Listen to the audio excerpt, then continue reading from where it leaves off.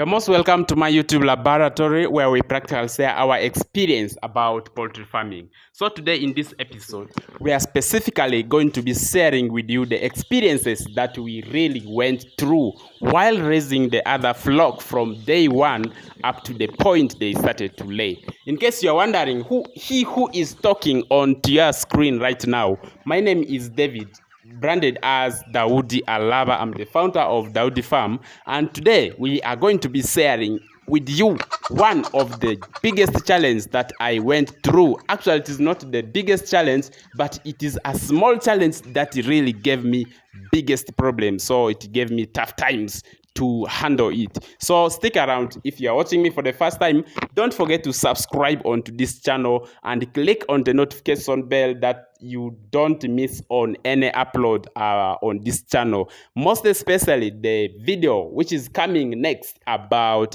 how to mix your chicken feed for the layers and for the maximum production of eggs. Stick around. And if you are a returning subscriber, thank you so much for supporting us in this channel. Consider to like, share, and comment on this particular video so that people get to know exactly what you are also going through, so that we can also share our opinions with you. It may be on the comment section or in one of the videos that we also upload. While maintaining our daily routines on the farm, the person working over in this particular chicken house waked up, got bathed, clothed with the farm uniforms, and entered into the chicken house, gave feed, gave water, and everything else, and thinking that the daily routines are just going normal the way they were before. So I decided that I want to see how they are performing because I know the stage where they are. So entering into the chicken house, I found chicken were telling their own stories. They don't eat food, they are just chilling. I realized this is exact thing that happened 1.5 years ago with my first flock of birds that I was raising. Guess what? I was naive. I didn't know a lot of things about birds, and I was just trying to learn. Though I tried my best to learn from other sources like the YouTube or other books, and still I did not know what exactly was going on. And this is exactly what we are going through here. So the birds refuse to eat food. They refuse to eat food. Like I said, it happened exactly like this. It was the second day of 17th week, and today is also the third day of 17th week that they refuse to eat food. And I'm going to be sharing with you how I actually handled the matter, and how I'm also going to handle this one of today with these birds. With the first flock of the birds that I raised last year, this particular moment of today gave me a lot of challenge. And put in the comment section if you are a farmer and you have ever experienced something like this. And this one particularly, I didn't know exactly what was going on, and I decided to consult from the vet doctors. I went to the shops to inquire what was going on in my farm. So others would tell me that they are sick, maybe there is coccidiosis. You try amprolium, you try anticox, you try this one. They are just telling me ABC, and I bought a lot of medicines. There was no change at all. So birds still, they did not eat food. And at the end of the time, I decided that actually I got tired. I got tired of running around, because for me personally, what I was thinking is these birds are fallen sick. Maybe they have a very terrible sickness. So that's why I bought a lot of medications for them. But still, there was no healing for them. And I came to realize these birds still, they don't want to eat. And I got tired. I sat. I was thinking to myself, what can I do with this batch? What can I do? Because by the time they start to die, it will be more terrible. And I didn't know what to do, because I have tried all the best that I can do to make sure that they feed, but there was no change. And what I decided to do is I collected the feed that they refused to eat. I said, if you don't want to eat my feed, let me collect it. So I collected the feed. They starved for about 5 hours. I made them to be starved for 5 hours. I only left for them water. And coming back, I said, let me give them some food. I introduced the food. The way they hurried for the food, you cannot imagine. You can't imagine. how the birds were rushing for the feed. So they eat all the small feed that I gave them, and I added more. And at that particular time, they ate almost more than the saya that they used to be eating. So from that time, I said, up to then, I did not understand, and I continued searching. I was not yet satisfied. Though they ate food, I was happy, but I was not yet satisfied. So I went on to YouTube. I wanted to consult from other people, and fortunate enough, I learned on to one of the video made by Dr. Daniel. And this video was exactly what I was going through. His birds also refused to eat, and deliberately I saw him collecting the feed off. Exactly the same thing that I did.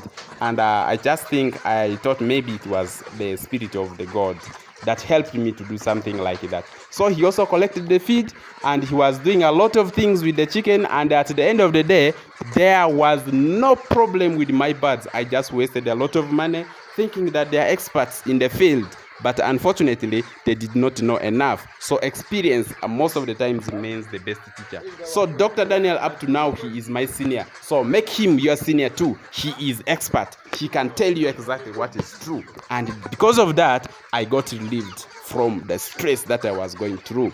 And lucky enough, my birds also started to lay very, very soon, like the second day of the 18th week. So what we are going to be sharing through are the processes that birds go through when they are raised from day one up to the point they start to lay. Stick around. The first stage is grower stage. This is a period from day 1 up to week 11.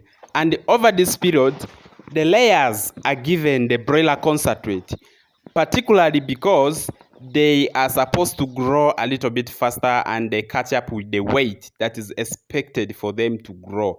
And for the development of the wings, the feathers, and the other physical body parts that exist in the birds. So while they are given this broiler concentrate, they also go a lot of stages. They go through vaccinations, they go through the growth itself, they go through how to learn how to eat, they drink, and a lot of things that they go through. And over this period of time, you make sure that their weight is kept in that recommended size. And the recommendation normally is given by the brooder, the person who supplies you with the birds.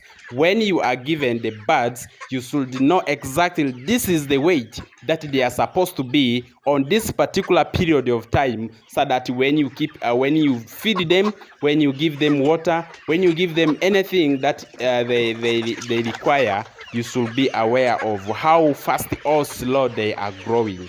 Why you need to watch their growth rate is because when they grow too fast, and their weight will be a little bit higher, and by the time they reach at the laying weight, they will start to lay too early, and that one will not be very important when they reach the peak. They may reach the peak, and the laying will actually decrease dramatically up to the percentage that you may not like. So it is always very, very important for you to actually raise them at that period of time until their parts develop so properly up to the maturity. So you don't need to overfeed them, and you don't need to underfeed them, so that their maturity reach at the most appropriate time. So this is one of the sensitive part which determines how well your birds will be laying. So you should be very conscious about it. The second stage is the developer stage. Over this period is actually where some of the challenges, mostly critical challenges, come in. This is the period when the bird starts to feed on the layers mass. They feed from week 11 up to actual when you cull them, they will be feeding on the layers mass. And for the layers mass, there are a lot of physiological processes that takes place. One of them is actual development of the digestive system, and the second one is the development of the reproductive system. So how well they will be laying is how well their systems develop, and what will determine how well they will develop is the way you feed them, the time allocation, and how you also maintain your biosecurity. And quality of feed matters a lot in raising the birds. I see a lot of people complaining about their birds not laying on the 18th week. So that one may be right, because if you don't feed them very well, and if you don't maintain the processes,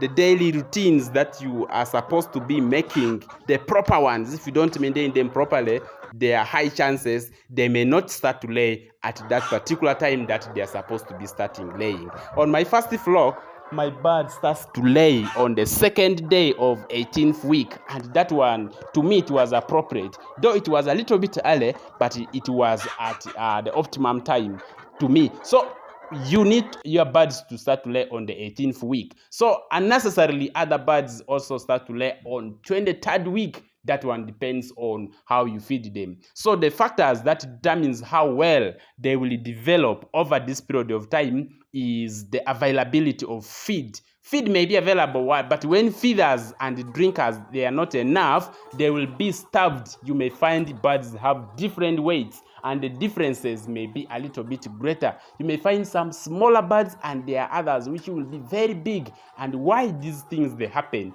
is because there is too much competition, and when they start to compete, they will start to peck each other, and those that cannot manage the competition, they will just continuously run away and ending up not feeding or feeding enough. So because of that, you will realize that birds, they are not having equal weight, just because you didn't provide for them enough feeders and drinkers, and the competition was very, very stiff. So because of that, what you need to do on this period is to be very, very careful and conscious. And for the recommendation, you need to have 30 birds on one feeder and 50 birds on one drinker, depending on the size that you are using. And I'm talking about the larger feeders and drinkers. So for that matter, you should be very conscious. Though it may be a little bit expensive, try it, because the benefits are better. The benefits may be greater, rather than for you to lose money because the birds are not laying every time, or they stop laying just abruptly. So at this period of time, make sure that you raise your birds to the recommended size, so that the laying goes through the peak for quite a long period of time, and after the peak lay, they also maintain their lay in very good percentage for long period of time. That is the key thing that will make you happy while being a layer farmer. I remember saying that on this particular period, birds develop their reproductive system, and they also develop their digestive system. They need to store a lot of food on their crop, so that at night is the period over which the egg is made. So if they don't have enough feed on their crop, they may not be able to manufacture egg in their uterus. So because of that, they need to store enough feed on their crop, so that it is sufficient for the manufacture of the feed. And on this period of time, you need to make sure that they eat too much feed. They eat like gluttoner. A gluttoner is somebody who eats more than normal. So when they eat more than normal, it means their crop will increase in size, and at the end of the day, while they are laying, they will be storing enough feed, which will help them to manufacture feed over the period, over the night. And deliberately, you realize that your birds are laying at very good percentage, meaning that they will be almost laying every day. So at this moment, make sure that you train them to eat properly, and you feed them like the way you need them to be laying for you. Unfortunately, my birds refuse to eat. There is no worry.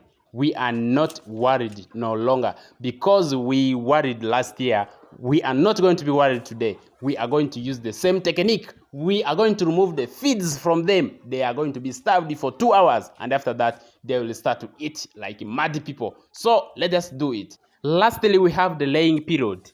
This is the period from week 18 up to when the birds get culled from your farm. So this is the period when they will be giving you eggs. That's when you'll be seeing value of why you raise them so proper, like the way we had been discussing. So on this very particular period, you want your birds to be laying so properly.